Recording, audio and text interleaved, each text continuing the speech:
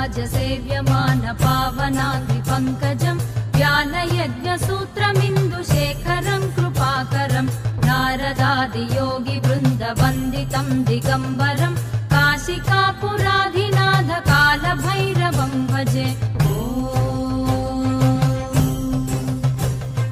भानुकोटिभास्वरं भवाब्धितारकं परं नीलकण्ठमीप्सितार्धदायकं त्रिलोचनं कालकालमम्बुजाक्षमक्षशूलमक्षरं काशिकापुराधिनाथ कालभैरवं भजे। शूलटङ्कपाशदण्डपाणिमादिकारणं श्यामकायमादिदेवमक्षरं निरामयं भीमविक्रमं प्रभुं विचित्रताण्डवप्रियं काशिकापुराधिनाथ कालभैरवं भजे।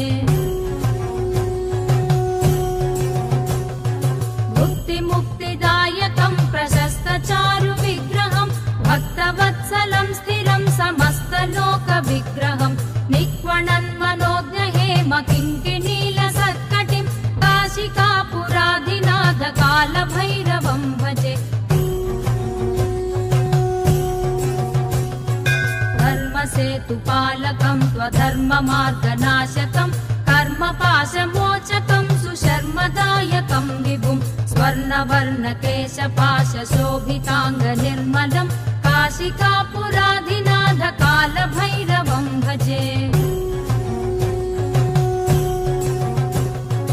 रत्नपादुकाप्रभाभिरामपादयुग्मकं नित्यमद्वितीयमिष्टदैवतं निरञ्जनं मृत्युदर्पनाशनं करालदंशभूषणं काशिकापुराधिनाथ कालभैरवं भजे। अट्टहासभिन्नपद्मजाण्डकोशसन्ततिं दृष्टिपातनष्टपापजालमुग्रशासनम् अष्टसिद्धिदायकं कपालमालिकाधरं काशिकापुराधिनाथ कालभैरवं भजे।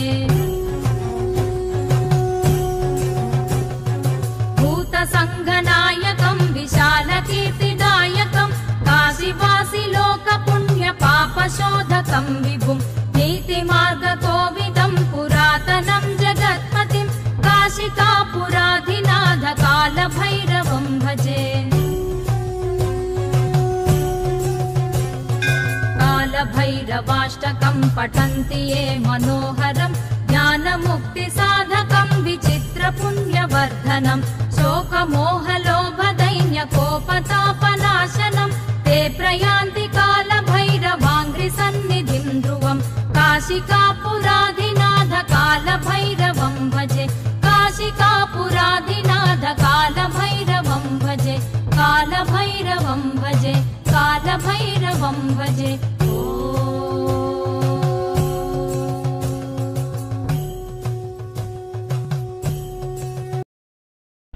ఈ వీడియో మీకు నచ్చినట్టయితే సబ్స్క్రైబ్ చేసుకొని ఒక చిన్న లైక్ ఇవ్వండి ఫ్రెండ్స్. అలాగే మన ఛానల్ని సపోర్ట్ కూడా చేయండి.